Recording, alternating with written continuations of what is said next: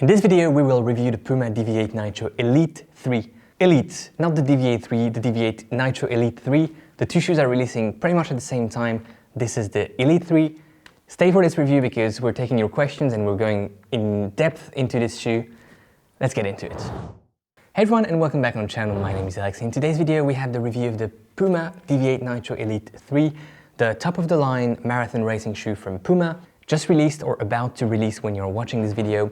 This is the prototype colorway that was worn by Fiona O'Keefe at the marathon trials in Orlando back in January. This one will release on June the 17th for €230, $230. And you also have this one, the Fire Glow colorway, €230, $230, releasing on July 1st. So June 17, July 1st, limited edition, limited quantities, and this one will be more widely available. Let's look into the specs before going into your questions. This shoe comes with a 40mm stack height in the heel, 32 in the forefoot, 8mm drop. The weight for a men's size US 9 is 194 grams. In my size US 11, this comes at 226 grams.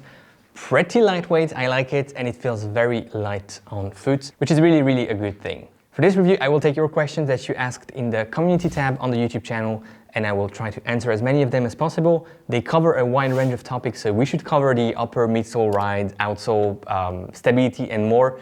Let's get into your questions. How is the stability?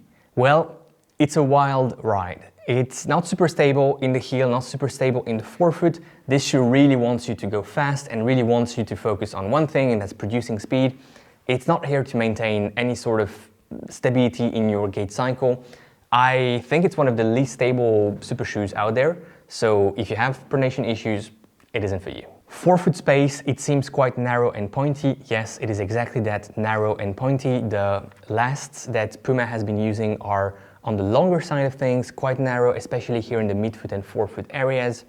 It's not as bad as the PUMA Deviate NITRO Elite 2, but it feels quite close, and although I would say that it has a touch more space in terms of width in the forefoot, it's still that narrow fit and it still runs quite long. I would almost suggest that some people could half a size down in this shoe simply because it's very long.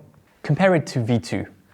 The main difference here is definitely the stack height in the heel, 4 extra millimeters compared to V2, and you can definitely notice them. It's a much more cushioned ride, a much more energetic ride. V2 felt that you had to work a bit in your legs and probably a bit more than you would want in a marathon especially. This is a shoe that does some work for you for sure.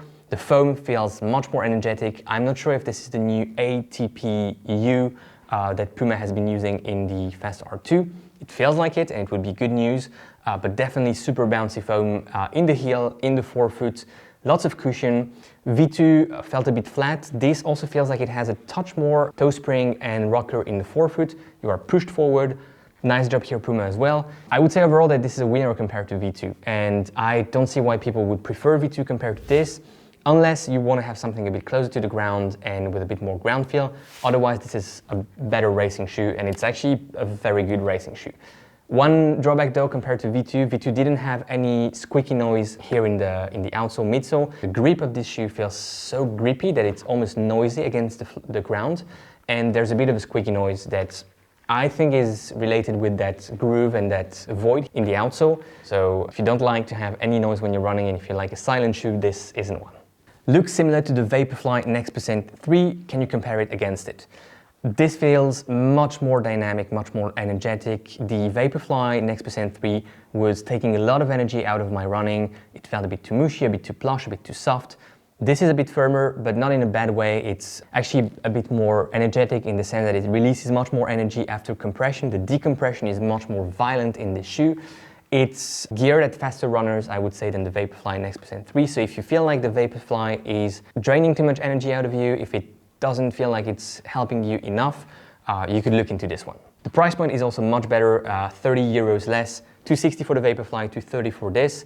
Value for money, I think, is here. Compared across the board and interval testing, I took this shoe on the track, actually not this one, but the Fire Glow edition for now.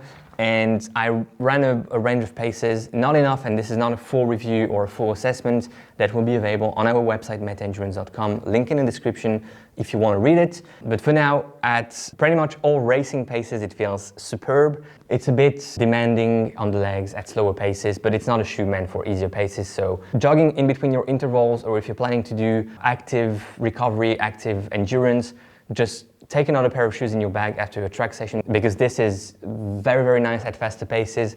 It feels a bit too stiff and demanding at slower paces. At least it doesn't provide you with that hugging comfort that you may be looking for in a recovery easy pace shoe.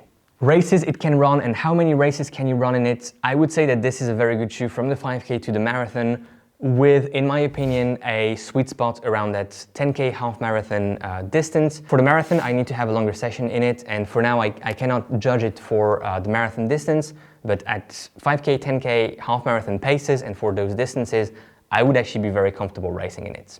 How many races? It has some PUMA grip on the outsole, the durability should be very good, and the loss of energy return in that new Nitro foam from PUMA is very low, so the foam will last for a longer period of time and you can probably race in it for more than just 1, 2, 3, 4 races. This is also a good investment in a way. You're paying less money for a shoe that can do more in terms of durability. At least this is my prediction, so good job PUMA, I guess. I've heard many say the Fast R2 is stiff and requires a lot of power. Will this be more accessible racing shoe for lighter runners? So for lighter runners, yes, I think this is a good option. Is it more accessible in the sense, can you race at slower paces in this shoe?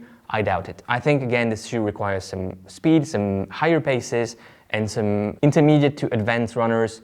Beginner runners running in this shoe will probably find a lot of joy in it, and this is fantastic. If you're enjoying running in the shoe, go ahead, do it, take it out. But I think it requires to be a bit more skilled in a way, and in that sense, it doesn't depart too much from the Fast R2. How comfortable and soft is it? It's not super soft, it's not plush, it's not mushy, it's not draining energy out of you. It's one of those, intermediate softness type of foams. It's really compressing a lot and decompressing a lot, which some of the softer foams don't do. They can compress a lot because they're super soft, but then they don't release energy. This one releases a ton of energy. How comfortable? It depends on the width of your foot. If you have wider feet, I don't think this is going to work for you. If you have narrow or average feet, then yeah, it's comfortable. And I actually like the heel cup and the work that PUMA did on the fit here in the heel. How does it compare to the Saucony Endorphin Speed 4? Two very different rides. The Saucony Endorphin Speed 4 is a shoe that will work for more runners. The stability is pretty much the same, not ideal in any of the two shoes, but the Saucony Endorphin Speed 4 is a bit more versatile. You can run easier paces with it, long runs. This shoe requires you to go faster, and it wants you to go faster. It doesn't quite tolerate you to go at slower paces, whereas the Endorphin Speed 4 is that up-tempo shoe that can handle easier paces and also pick up the pace quite nicely. I really enjoyed the ride of the shoe, and I look forward to putting more work in it to have a full review on the website. I feel like we may have a winner. Is it a God tier? Is it a home run tier? If you haven't seen this one, it's the tier list video that I will put right here. I feel at least that it's gonna be quite high and much better than the previous version, much better also than the Fast R2 for me. So good job PUMA, and let me know in the comments if you have other questions. Thanks for watching, enjoy your run today, enjoy your ride, and go beyond your limits. I'll see you in the next one.